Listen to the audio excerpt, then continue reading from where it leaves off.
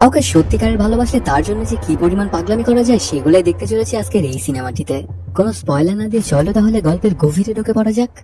Cinema শুরুতে দেখা যায় এক মা ও তার ছেলে বিমানে করে কোথাও একটা যাচ্ছিল। ছোট্ট ছেলেটা এটা ওটা খাওয়ার জন্য জিদ করছিল, মা ওর ইচ্ছা মতো ব্যবস্থা করে দিচ্ছিল। তখনই ওনার পাশের সিটে এসে বসে একটা লোক, ওর নাম অর্জুন প্রধান। সে মূলত একটা মন্ত্রীর ছেলে। মেয়েটার পাশে বসে অর্জুন বারবার বলতে থাকে, আমি মনে হয় আগে আপনাকে কোথাও একটা দেখেছি, আপনি কি অভিনয় করেন? কিন্তু মেয়েটা বারবারই বলছিল যে না, আমি অভিনয় কিছু করি না।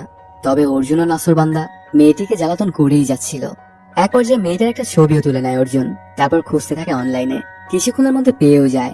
আসলে মেয়েটা আগে সব 19-20 ভিডিও বানাতো, কিন্তু এখন সে সংসারী হয়ে গিয়েছে আর ওগুলো সব ছেড়ে দিয়েছে। এমনকি তার স্বামী ওইসব কাজ সম্পর্কে জেনেই তাকে বিয়ে করেছিল। তবে এই ব্যাপারটা নিয়ে অর্জুন মেয়েটাকে ব্ল্যাকমেইল করতে শুরু করে দেয়, আর সেই ভিডিওগুলো মেয়েটার ছোট্ট ছেলেটিকেও দেখানোর হুমকি দেয়। কিন্তু কোনোভাবে এটা মেনে নিতে পারছিল না মা। তারপর সেখান থেকে উঠে গিয়ে মেয়েটার পাশে বসে অর্জুন আর একটা ব্ল্যাঙ্কেট তুলে নিয়ে দুজনকেই ঢেকে নেয়। অর্জুনের মতলব খারাপ, প্লেনের মধ্যে সে ওসব করার প্ল্যান করছিল। আস্তে আস্তে কম্বলের নিচ দিয়ে হাত আগাতে থাকে মেয়েটার দিকে। ঠিক তখনই পেছন থেকে কেউ ওর হাতটা ধরে ফেলে। এন্ট্রি নেয় ভাইজান। আর এটা দেখে অর্জুনের বডিগার্ড দুজনও চলে আসে, কিন্তু ওদেরকে বেদম মার দিতে থাকে ভাইজান। ওদের ফাইটের কারণে প্লেনে অনেক ঝামেলা হচ্ছিল এবং নড়াচড়া করছিল প্লেন। চোখের পলকেই ওদেরকে ধর্ষাই করে ফেলে ভাইজান। তারপর অর্জুনকে বলে, দেখ মেয়েটার পাস্ট ছিল ওই ভিডিওগুলো, আগে সে কাজগুলো করতো, কিন্তু এখন সে সেটা ছেড়ে দিয়েছে। তো এটা নিয়ে আর বাড়াবাড়ি করিস না তুই, তাহলে কিন্তু এর পরিণতি ভালো হবে না। তারপর অর্জুনকে দিয়ে পা ধরিয়ে মাফও চাওয়ায় ভাইজান। এই দৃশ্যটা আবার পেছন থেকে কেউ একজন ভিডিও করে নেয়। তারপর ভাইজান আবারও গিয়ে চোখে পট্টি দিয়ে শুয়ে পড়েন। আসলে ইনি রাজকোটের রাজার বংশধর এবং ওনাকে রাজকোটের শেষ রাজাও বলা হয়ে থাকে। যদি ওনার নাম সঞ্জয় রাজকোট, তবে বেশিরভাগ মানুষ ওনাকে রাজা সাহেব বলেই ডাকেন। ওনার আরো একটা নাম আছে, সিকান্দার। এদিকে দেখা যায় এক মন্ত্রীর বাড়ির সামনে তার অনেক সমর্থক সমবেত হয়েছে। ওনার নাম প্রধান। সবাইকে হাই হ্যালো করে ঘরের ভিতরে আসে প্রধান আর খাবার টেবিলে বসে পড়ে। আসলে অর্জুন প্রধানেরই ছেলে। তখন সেক্রেটারিটাকে অর্জুনের সম্পর্কে জিজ্ঞেস, সে সবকিছু ভালোই বলে। মানে অর্জুন যে মার খেয়েছে এটা জানতে চাচ্ছিল না মন্ত্রীকে, তাহলে সে অযথাই শুধু চিন্তা করবে। কিন্তু সে তো আগেই জানে। আর ওনাকে মিথ্যা কথা বলার জন্য সেক্রেটারির মাথার উপর একটা প্লেট ভাঙে প্রধান আর বলতে থাকে, রাজকোটে যাওয়ার সময় আমার ছেলেকে একজন প্লেনের মধ্যে মারধর করলো, আর এখনো তোরা কিছুই করতে পারলি না। এখন যেন আবার আমার কথা শুনে এনকাউন্টার স্পেশালিস্ট প্রকাশকে রাজকোটে পাঠাইস না তোরা। আর ওকে এটাও বলিস না যে আমার ছেলেকে যে মারধর করেছে তাকে পৃথিবী থেকে উঠিয়ে দিতে। এগুলো করার কোনো প্রয়োজন নেই। মন্ত্রী এসব কথা শুনে সেক্রেটারি বুঝে যায় যে তাকে ঠিক এমনটাই করতে ইঙ্গিত করছে প্রধান, আর সেও ঠিক তেমনটাই করে। পরদিনই প্রকাশকে ট্রান্সফার করা হয় রাজকোটের থানায়। এসেই তিনি সঞ্জয় রাজকোটের সম্পর্কে জানতে চান। একটা ফাইল থেকে জানতে পারে সঞ্জয়ের নামে 47টা কেস ফাইল করা হয়েছিল গত 5 বছরে, কিন্তু কোনো এফআইআর হয়নি ওর নামে। কেন হয়নি জানতে চাইলে কোনো জবাব নেই কনস্টেবলের কাছে। পরে সঞ্জয়কে ধরতে ওর বাড়িতে এসে পৌঁছে প্রকাশ। বিশাল এক রাজপ্রাসাদ। প্রথমে প্রকাশ মনে করেছিল যে হয়তো এখানে কাজ করে সঞ্জয়, কিন্তু পরে তার এই ভুল ভেঙে যায় সঞ্জয়ের বউ সাইশ্রী রাজকোটকে দেখে ও ওনার সাথে কথা বলে। তখন সাইশ্রী জানে আপনি আসবেন জেনে আপনার সাথে দেখা করার জন্য থানায় গেছে সঞ্জয়, তো সেখানে গেলেই পেয়ে যাবেন, সমস্যা নেই। এটা শুনে প্রকাশ থানায় ফিরতে চাইলে রানী জানায় যে আমাদের গাড়ি নিয়ে যান স্যার, পুলিশের গাড়ি আপনার জন্য সেফ না। রানীর কথা আগামাথা কিছুই বোঝে না প্রকাশ। তবে বাইরে গিয়ে বড় মাপের একটা শখ খায়। বাড়ির বাহিরে হাজারো লাখো মানুষ, সবাই রাজা সাহেবকে ভালোবেসে এসেছে এখানে। তারপর না চাওয়া সত্ত্বেও ওদের গাড়ি নিয়ে পুলিশ স্টেশনে বসে প্রকাশ দেখতে পায় বসে আছে সঞ্জয় রাজকোট আর তার সাথে রাজ্যের বড় বড় সব পুলিশ অফিসাররাও। তখন এক অফিসার এসে প্রকাশকে বলে, তুমি এমন ভুল কেমনে করতে পারো? তুমি যে রাজা সাহেবের বাড়িতে যাবা এটা তো কাউকে বলতে পারতা, এরপর যেন এমন ভুল না হয় কখনো। আর রাজা সাহেবের যদি কিছু হয়ে যায় তবে জনগণ কিন্তু আমাদেরকে ছাড়বে না। তারপর সেখান থেকে ছেড়ে দেওয়া হয় সঞ্জয়কে। থানা থেকে চলে যাওয়ার সময় প্রকাশ বলে, আপনি মন্ত্রী ছেলেকে মেরেছেন, তো এটার কথা তো মন্ত্রী নিবেই, কেস কিন্তু এখানে শেষ হবে না, মনে রাখেন। তারপর এগুলো শুনে সেখান থেকে বেরিয়ে সঞ্জয় মহলের উদ্দেশ্যে রওনা দেয়। ঠিক তখনই প্রকাশকে কল দেয় সাইশ্রী আর বলে, স্যার বলেছিলাম না ওর কিছুই করতে পারবেন না, আমি বেঁচে থাকলে সঞ্জয় কিছুই হতে দেব না আমি। এটা শুনে তো অনেক রেগে যায় প্রকাশ আর বলে, এখানে জনগণের জন্য বেঁচে গেল, কিন্তু কোন একদিন একা একা পেলে সেদিনই ওকে দেখিয়ে দিব। পরদিন সন্ধ্যাবেলাতে সঞ্জয় সাইশ্রী চলে আসে একটা বিয়ের অনুষ্ঠানে। ওদেরকে আশীর্বাদ দিতে এসেছিল এরা দুজন, আর ওরা এখানে আসাতে হাজারো মানুষ এসেছিল ওদের দেখতে, আর দূর থেকে এদের ফলো করছিল প্রকাশ। তখন কনস্টেবলটা জেনে, স্যার ইনি এত জনপ্রিয় হওয়ার অনেক কারণ আছে, তার মধ্যে একটা কারণ হলো ঘরহীন মানুষকে রাজা সাহেব 3000 একর জমি দিয়ে দিয়েছিল বাড়ি করার জন্য। আসলেই উনি মহান, আর ওনাকে রাজকোটে পেয়ে আমরা সবাই ধন্য। এদিকে অনুষ্ঠানটা খুব ভালোভাবে চলতে থাকে। জনগণকে খাবার পরিবেশন করছিল রানী নিজেই। তখনই কনস্টেবলটা কল দিয়ে জানায় আজ রাতে কিন্তু রাজা সাহেবের উপর অ্যাটাক হতে চলেছে, তো এটা জানিয়ে দিন রাজা সাহেবকে। তবে রানী রাজা সাহেবকে বলার মতো কোনো সুযোগই পায় না।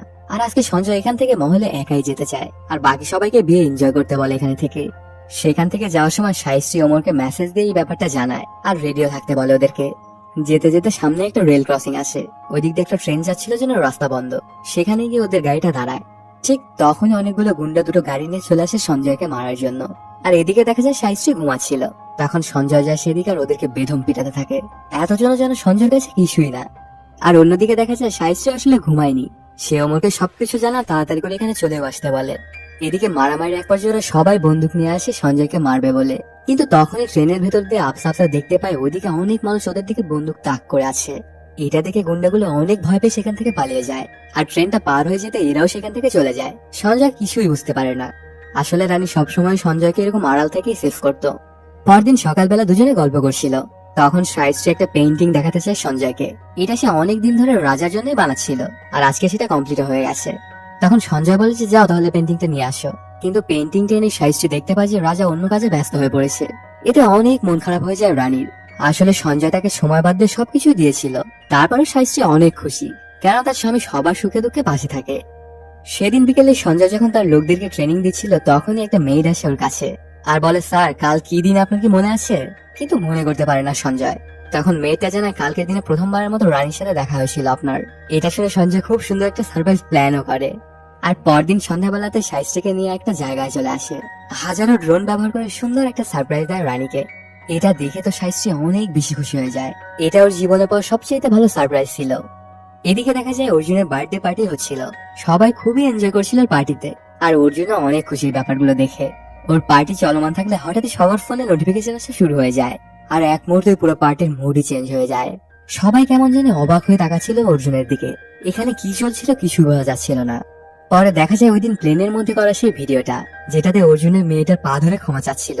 এই ভিডিওটা দেখে বাপ বেড়াইতে অনেক রেগে যায় আর সঞ্জয়কে খতম করার প্ল্যানও করতে থাকে। রাত্রেবেলা সাইশ্রী প্রেগনেন্সি টেস্ট করে জানতে পারে যে সে মা হতে চলেছে। সাথে সাথে এই খবরটা সঞ্জয়কে দিতে যায়। বলতে যাবে ঠিক তখনই বাইরে কেউ ডাকাডাকি করছিল। সেখানে গেলে দেখতে পায় মাইনিং এর ম্যানেজারটা এসেছে। সে কান্না করতে করতে বলতে থাকে, স্যার আমার অনেক বড় ভুল হয়ে গেছে। গত সপ্তাহে একটা লোক আসে আমাদের মাইনিং এ। তারও নাকি আমাদের মতোই একই ব্যবসা।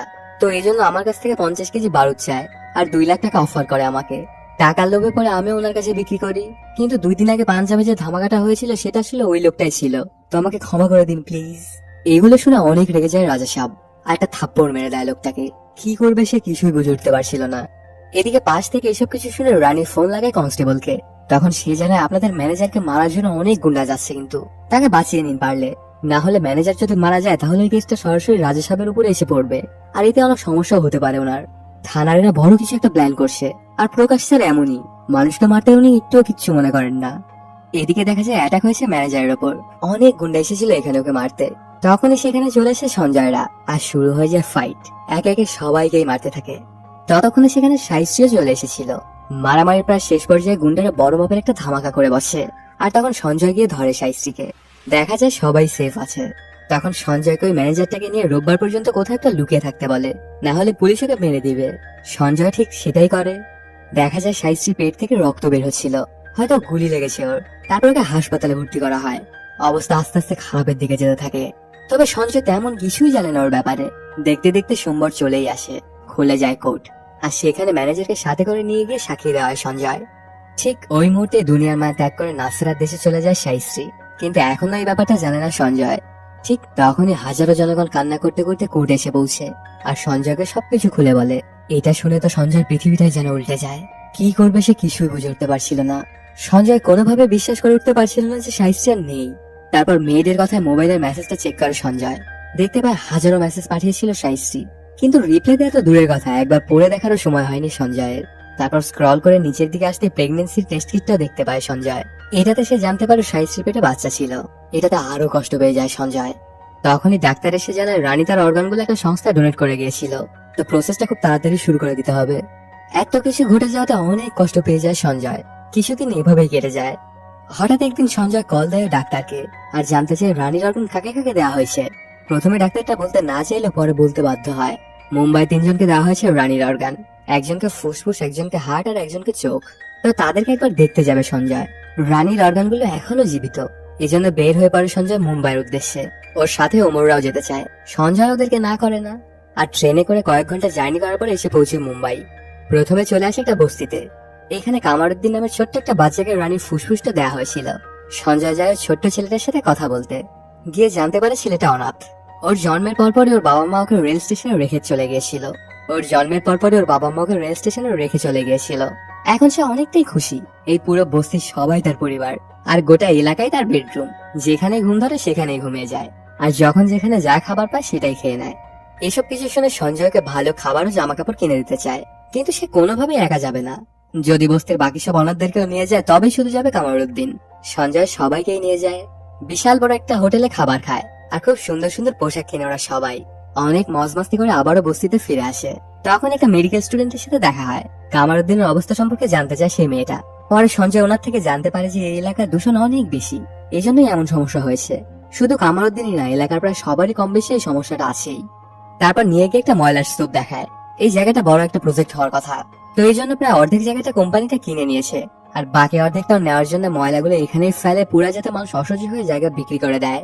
তখন ও সহকারী একজনকে সঞ্জয় সবকিছু দেখে নিতে বলে দেয়। এই বাড়ির ছেলের বউকে রানীর চোখ দেওয়া হয়েছিল। ওর নাম ভাইদেহি রাঙ্গা। এদের পরিবারটায় অভাব অনটন লেগেই থাকতো। এই জন্য রাঙ্গার চোখের অপারেশন করার সময় ওর গহনাগুলো বন্ধক রাখতে হয়েছিল। তো সবকিছু জেনে সেগুলো ফেরত আনিয়ে দেয় সঞ্জয়। এতে অনেক খুশি হয়ে যায় রাঙ্গা। তারপর সেখান থেকে চলে আসে একটা হাসপাতালে। নিশা নামের একটা মেয়েকে রানীর হার্ট দেওয়া হয়েছিল, কিন্তু ওর হার্টবিট শুধু নিচের দিকে যাচ্ছিল, ভালো হওয়ার তো কোনো লক্ষণই নেই। তখন সঞ্জয় বিদেশে এক ডাক্তারকে কল দেয়। ওর নাম জন। সে বিশ্বের ভালো কার্ডিওলজিস্টের মধ্যে একজন। তারপর ওনার সাথে ভিডিও কলে এই হাসপাতালের ডাক্তারদেরকে কন্ট্যাক্ট করে দেওয়া হয়। ওদিক থেকে জন দিক নির্দেশনা দিচ্ছিল, আর এদিক থেকে এরা অপারেশন করছিল। এভাবেই কেটে যায় অনেকক্ষণ। তারপর অপারেশনটাও সাকসেসফুল হয়ে যায়। সবকিছু ঠিকঠাক থাকায় সঞ্জয় এবার রাজকোটে ফিরে যাবে বলে সিদ্ধান্ত নেয়, কারণ সেখানেই তো রানীর সাথে কাটানোর সব মুহূর্তের স্মৃতিগুলো আছে। গাড়ি করে যেতে থাকে রেল স্টেশনে। প্রতিমধ্যে প্রধানদের একটা জনসভা হচ্ছিল। সেখানে প্রধান বলছিল, আমার ছেলের যে ভিডিওটা আপনারা দেখেছেন সেটা ভুয়া আর এআই দিয়ে বানানো। কার এত বড় সাহস আছে যে আমার ছেলের গায়ে হাত দিবে? আছে কারো এত বড় বুকের পাটা? ঠিক তখন একটা পুলিশ দেখতে পায় সঞ্জয়কে, আর সাথে সাথে অর্জুনকে কল দিয়ে জানে আপনাকে যে মেরেছিল সে এখানেই আছে, একটা ট্যাক্সির ভেতরে। কিন্তু বিশ্বাস করে না অর্জুন। আর ঠিক ওই মুহূর্তে প্রকাশ্য কল দিয়ে একই কথা জানায় যে সঞ্জয়ের ফোনের সিগন্যালটা আপনাদের জনসভা হতেই আসছে। এবার ব্যাপারটা একটু সিরিয়াস নেয় অর্জুন, আর লোক লাগিয়ে দেয় সঞ্জয়কে খোঁজার জন্য। এত বেশি ভিড়ের মধ্যে খোঁজা খুব একটা সহজ ছিল না ওদের জন্য। আর যখন খুঁজে পায় তখনই গাড়ি টান দিয়ে বেরিয়ে যায় সঞ্জয়রা। সাথে সাথে অন্য আরেকটা গাড়ি নিয়ে ওদেরকে পিছা করতে থাকে অর্জুন নিজেই। এক পর্যায়ে সঞ্জয়ের গাড়ির দিকে ধামাকা ছোড়ার সময় দুর্ঘটনাবশত অর্জুনের গাড়িটাই ফেটে যায়, মারা যায় অর্জুন। ব্যাপারটা যখন মন্ত্রী জানতে পারে তখন পাগল প্রায় হয়ে যায়। ওর একমাত্র ছেলে মারা গেছে, এখন সঞ্জয়কেও কিভাবে মারা যায় এটা প্ল্যান করতে থাকে সে। এদিকে সঞ্জয়রা এসে পৌঁছে রেল স্টেশনে। তখন একজনকে এখানেই থেকে যেতে বলে। তার কাজ হবে নোটো সিস্টেম থেকে ওই তিনজনের নামগুলো সরিয়ে ফেলা যাদেরকে রানীর বিভিন্ন অঙ্গ দেওয়া হয়েছিল, কারণ ওদের সম্পর্কে যদি মন্ত্রী জেনে যায় তাহলে অনেক সমস্যা হবে ওদের, এমনকি ওদেরকে মেরেও ফেলতে পারে। তারপর ট্রেনে উঠে পড়ে সঞ্জয়। রাজকোটে ফিরে যাওয়ার সময় সঞ্জয় জানতে পারে কামারুদ্দিন আবারও অসুস্থ হয়ে পড়েছে। তারপর রাঙ্গার বাড়িতে ঝামেলা আবারও শুরু হয়ে গেছে, এই জন্য ওকে বাপের বাড়িতে পাঠিয়ে দেওয়া হয়েছে। আর এখন সে সবসময় শুধু কান্নাই করে যাচ্ছে। আর ওইদিকে নিশার হার্টের অবস্থা আবার খারাপের দিকেও যাচ্ছিল। এগুলো শুনে সবাইকে সাহায্য করতে সঞ্জয় মুম্বাই আর কিছুদিন থেকে যেতে চায়। ঠিক তখনই মন্ত্রীর কল আসে। সে অনেক করে হুমকি ধামকি দেয় সঞ্জয়কে, সাথে ওই তিনজনকে যদি খুঁজে পায় তাহলে ওদেরকে আগে মেরে ফেলবে এটাও জানায়। এইসব কিছুতে অনেক রেগে চেন টেনে নেমে যায় ওরা সবাই। প্রথমে চলে আসে বস্তিতে। দেখা যায় লাং ডিজিজে আজই একজনের মৃত্যু হয়েছে। তারপরে ওরা চলে এসেছে আবারও ময়লা জ্বালানোর জন্য। এক বৃদ্ধ বাধা দিতে গেলে ওকেই মারে গুন্ডারা। তখনই সেখানে চলে আসে সঞ্জয়, সবাইকে চরম শিক্ষা দিতে থাকে। একে একে সবাইকে ধোলাই দিচ্ছিল। এক নিমিষে সবাইকে ধরাশায়ী করে ফেলে সঞ্জয়। তারপর সেখান থেকে চলে আসে রাঙ্গাদের বাড়িতে। এখানে এসে ওর বাবার সাথে কথা হয়, সবকিছু খুলে বলে সঞ্জয়। তখন রাঙ্গার বাবা জানায় আমার মেয়ের 2টা বাচ্চা আছে, ওদের ভালো জায়গায় পড়াশোনা করাতে অনেক টাকার প্রয়োজন, আর সেজন্যই রাঙ্গা চাকরি করতে চায়, কিন্তু শ্বশুর কোনোভাবে মানছে না। এটা নিয়েই ওদের মধ্যে মূলত ঝামেলা। তারপর রাঙ্গাকে নিয়ে চলে আসে শ্বশুর বাড়িতে। সবাইকে অনেক করে বুঝিয়ে সুঝিয়ে ওকে রেখে যায় এখানে। যাওয়ার সময় রাঙ্গা কিছুটা পাপড় দিয়ে দেয় সঞ্জয়কে, সাথে বলে আপনার বউকে গিয়ে দিন, আপনাকে এটা ভেজে দিবে। কিন্তু সঞ্জয় তো আর এটা বলতে পারছে না যে আমার বউ নেই, আর ওর চোখে তোমাকে লাগিয়ে দেওয়া হয়েছে। সেখান থেকে সঞ্জয় চলে আসে নিশার বাবার সাথে দেখা করার জন্য। তখন উনি জানায় ছোটবেলা থেকে নিশার হার্ট একটু দুর্বল ছিল। তারপর নিশা একটা প্রেম করে, ওর বয়ফ্রেন্ড অনেক খারাপ আচরণ করে নিশার সাথে, আর এগুলো থেকে নিশার হার্টের অবস্থা আস্তে আস্তে খারাপের দিকেই যেতে থাকে। এদিকে দেখা যায় সঞ্জয়ের ম্যানেজারকে রিমান্ডে নিয়ে প্রচুর মারধর করা হয়। সেখানে মন্ত্রীও চলে আসে। পরে ম্যানেজারকে জানে মারার হুমকি দিয়ে ওকে দিয়ে বলিয়ে নেয় যে ওকে বারুদ বিক্রি করতে রাজা সাহেবই বলেছিল। এখানে তার কোনোই দোষ নেই, যা দোষ সব রাজা সাহেবের। কিন্তু যদি কোর্টে গিয়ে ম্যানেজার তার বক্তব্য ঘুরিয়ে নেয়, এই জন্য মন্ত্রী সেখানেই মেরে ফেলে ম্যানেজারকে। আর এটা ছড়াতে বলে যে রাজা সাহেবের ভয় নিজে নিজেই এমনটা করেছে। এইসব ব্যাপারগুলোতে সঞ্জয় সহ বাকি সবার নামের অ্যারেস্ট ওয়ারেন্ট বের হয়ে যায়, আর প্রত্যেকটা থানায় ওদের ছবিও পাঠিয়ে দেওয়া হয়। সেদিন সকালবেলাতেই নিশাকে নিয়ে ওর বয়ফ্রেন্ডের সাথে দেখা করতে আসে সঞ্জয়। নিশাকে গাড়িতে রেখে যায় জিমে ওর বয়ফ্রেন্ডের সাথে দেখা করার জন্য। নিশার নাম শোনার পর থেকে অনেক বাজে ব্যবহার করছিল ছেলেটি। সেখানে থাকা ওর পুলিশ আঙ্কেল তো চিনে ফেলে সঞ্জয়কে, আর ওকে ওখানে অ্যারেস্ট করতে চায়। কিন্তু এক ঝটকায় পুলিশদেরকে ধরাশায়ী করে ফেলে সঞ্জয়, সাথে নিশার বয়ফ্রেন্ডকেও। আর নিশাকে এসে বলে যে এখনো ব্যস্ত আছে, পরে দেখা করবে। এদিকে একটা ঝামেলায় ওমর আর দুজন থানায় এসেছিল। তখন সেখানে প্রকাশও এসেছিল, আর সবাইকে বলে যে এই ওয়ান্টেড লিস্টে থাকা লোকদের ছোট বড় কোনো একটা খবর দিতে পারলে মন্ত্রী তাদেরকে 1 লাখ টাকা নিজের হাতে পুরস্কার দিবে। তো তাড়াতাড়ি করে কাজ চালু করে দাও, পুরস্কারটা কিন্তু আমাদের ডিপার্টমেন্ট থেকে নিতে হবে। এগুলো শুনে অমররা মুখ লুকিয়ে সেখান থেকে পালিয়ে চলে আসে। সঞ্জয়কে এসে সবকিছু খুলে বলে। রাত্রেবেলা প্রকাশ কাজ শেষ করে বাড়ি এসে পৌঁছে। এসে দেখতে পায় সঞ্জয় আগে থেকে ওর বাড়িতে বসেছিল। প্রকাশ ড্রেস খুলতে ওকে বেদম মার দেয় সঞ্জয়, আর বলে স্যার আমাদের পিছিয়ে ঘোরা বাদ দিন। আপনার কি মনে হয় আমি আপনার ইউনিফর্মকে ভয় পাই? না স্যার, ইজ্জত করি তাই। তো আমাকে খারাপ কিছু করতে বাধ্য করিলেন না আপনি। ঠিক তখনই প্রকাশের বউ বাচ্চা চলে আসে। ওরা কিছুই বুঝে উঠতে পারে না যে এখানে এতক্ষণ কি ঘটলো। আর পরদিন সকালবেলায় চলে আসে ফেদেহি রাঙ্গার বাড়িতে। এসে দেখতে পায় সে মরার চেষ্টা করছিল, আর অজরে কান্নাও করছে। আর এটা তো তার নতুন অপারেশন হওয়া চোখের জন্য অনেক বেশি ক্ষতিকর। তখন সঞ্জয় এসে অনেক করে বোঝায়, দেখো আজ তুমি মারা গেলে কি হতো, 2 দিন 5 দিন 10 দিন পরে সবাই তোমাকে কথা ভুলে যেত, আর তোমার বাচ্চারাও কিন্তু ওই স্কুলেই পড়তো। তবে লাভ কি এসব করে বলো? যার আপনজন হারায় সেই বুঝে তার বেদনাটা কত গভীর। তোমরা এমন কিছু করো না প্লিজ। তারপর সেখান থেকে বের হয়ে চলে আসে সঞ্জয়। তখন ওর ড্রাইভারের কাছে একটা কল আসে ইউএসএ থেকে। আসলে সেদিন রাঙা যে পাপড়গুলো দিয়েছিল সঞ্জয়কে, সেটা সে আবার ওই ট্যাক্সি ড্রাইভারটাকে দিয়ে দিয়েছিল। আর ট্যাক্সি ড্রাইভারটা আবার সেটা তার এক রেগুলার কাস্টমারকে দেয় যে ইউএসএ তে থাকে। সে নিয়ে গিয়ে ওর বন্ধুদেরকে ওর পাপড়গুলো খাওয়ানোর পরে খুব পছন্দ করেছে ওরা, তাই সেই লোকটা আরো চায়। তখন সঞ্জয়ের সাথে কথা বলে ডিল ফাইনাল করে। 10 কেজি পাপড়ের বিনিময়ে $1200 করে দিবে সে। মূলত এই ডিলটা করিয়ে দিচ্ছিল রাঙ্গাকে। এখন থেকে ওর থেকেই পাপড়ি নিবে ইউএসএ ক্লায়েন্ট। সেদিন রাতের বেলাতে সঞ্জয় চলে আসে বস্তির অর্ধেক অংশ কেনা লোকটার কাছে। সে যে কোম্পানিকে জমিটা কিনে দিবে ওরা ওকে 250 কোটি টাকার কমিশন দিবে বলে জানায়। তখন সঞ্জয়কে 500 কোটি কমিশন দিতে চায়। 2 কন্টেনার ভর্তি টাকা দেয় ওকে, আর জমিগুলো লিখে নেয়। তারপর পুরো বস্তি ভালো করে সাবসিকানো করা হয়। এখন বস্তিতে থাকার পরিবেশও হয়ে গেল। এদিকে দেখা যায় এতদিনের প্রকাশ সবকিছুই জেনে গেছে যে রানী সাহেবের অর্গান কাকে কাকে দেওয়া হয়েছে। তখন মন্ত্রীকে কল দিয়ে সবকিছু জানিয়ে দেয় প্রকাশ। আর এটাতে মন্ত্রী ওদের 3জনকে মারার প্ল্যান করতে শুরু করে দেয়। একদিন থানায় একটা কাজ এসেছিল রাঙ্গার স্বামী। কাজ করার সময় হঠাৎই সে খেয়াল করে যে সঞ্জয় আর তার বাকি সহযোগীরা ওয়ান্টেড লিস্টেড ক্রিমিনাল। সাথে সাথে বাড়িতে চলে এসে সবাইকেই বলে সঞ্জয় কোনো ডাক্তার না, সে তো অনেক বড় মাপের একটা ক্রিমিনাল। এটাতে বাড়ির সবাই তো শক খেয়ে যায়, কি করবে কিছুই বুঝে উঠতে পারছিল না। তখনই ভেদেহির বাবা চলে আসে সেখানে। ওনাকে তো বাড়ির সবাই মিলে ঝাড়া শুরু করে দেয়। সঞ্জয় নামে অনেক আজে বাজে কথাও বলে। তখন বাবা জানায়, তোমরা সঞ্জয় সম্পর্কে কি কিছু জানো? কেন সেখানে এসেছে, আর সে আসলে কে? আসলে সে রাজকোটের রাজা সঞ্জয় রাজকোট। আর ভেদেহি যেই চোখ দিয়ে দেখছে ওই চোখটা আসলে রানী সাহেবের। এজন্যই তোমাদের ভালো করতে এসেছিল সঞ্জয়। এটা শুনে সবাই তো অবাক হয়ে যায়। এদিকে নিশার বয়ফ্রেন্ড আসে ওর সাথে দেখা করার জন্য। তখন সঞ্জয় সেখানে ছিল। ওর বয়ফ্রেন্ডকে নিশার সমস্যার কথা বললেও বোঝে না সে, আর চিল্লাচিল্লি অনেক করতে থাকে। তখন ওকে থামাতে যায় সঞ্জয়। ঠিক তখনই ওখানে নিশা চলে আসে আর সঞ্জয়কে গালাগালাজ করতে থাকে। কেন সে তার বয়ফ্রেন্ডের সাথে অমন ব্যবহার করলো। আরো বলতে থাকে, তুমি কে আর তুমি আমার ব্যাপারে এত নাক কেন গলাচ্ছ? তখনই সঞ্জয়ের এক সহকারী বলে ওঠে, তুমি কার সম্পর্কে এগুলো বলছো জানো? রাজকোটের রাজা সঞ্জয় রাজকোটের সাথে। আর কেন সে তোমার পিছে পড়ে আছে এটা কি তোমরা জানো? তোমার ভেতরে যে হাড়টা আছে সেটা হচ্ছে রানী সাহেবার। এগুলো শুনে সবাই তো অবাক হয়ে যায়। আর সঞ্জয়ের কাছে অনেক করে ক্ষমাও চায় নিশা, আর বলে এখন থেকে রানীর হাট ভালো থাকবে আমার মধ্যে। এদিকে কামার ভেবে নিয়েছিল যে সঞ্জয় হয়তোবা তার বাবা, সেই হয়তোবা তাকে ফেলে গিয়েছিল। সেই পুরনো গিল থেকে এখন সে ওকে এত সাহায্য করছে, তো যদি ফেলে না যেত তবে এসব কিছুই ঘটতো না।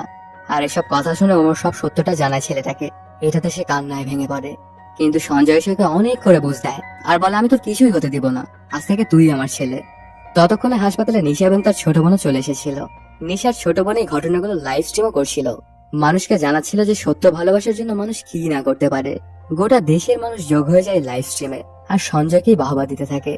বিদেশ থেকে আসা ডাক্তারকে এয়ারপোর্ট থেকে রিসিভ করতে যায় সঞ্জয় আর ওমর। ছেলেটাকে তো বাঁচাতে হবে। এই ব্যাপারটা মন্ত্রী পর্যন্ত যেতে খুব একটা সময় লাগে না। তখন মন্ত্রী আর গুন্ডা পান্ডাকে পাঠায় হাসপাতাল আর খতম করে দিতে বলে 3জন সহ সঞ্জয়কেও। তিনি এটাও জানে যে কোনো পুলিশ আসবে না, চিন্তা করিস না। সাথে সাথে ওরা চলে আসে হাসপাতালে। এটা দেখে সঞ্জয় সাথে থাকা বাকি কয়েকজন যায় ওদেরকে থামানোর জন্য, আর ব্যাপারটা সঞ্জয়কেও জানায়। তখন সঞ্জয় আবার হাসপাতালের উদ্দেশ্যে রওনা দেয়, আর ওদেরকে বলে যে আমি আসার আগ পর্যন্ত তোরা ওদেরকে ঠেকিয়ে রাখ। এদিকে দেখা যায় প্রায় 200 জন এসেছিল ওদেরকে মারতে। তারপর ওরা কয়েকজনই তুমুল ফাইট করছিল।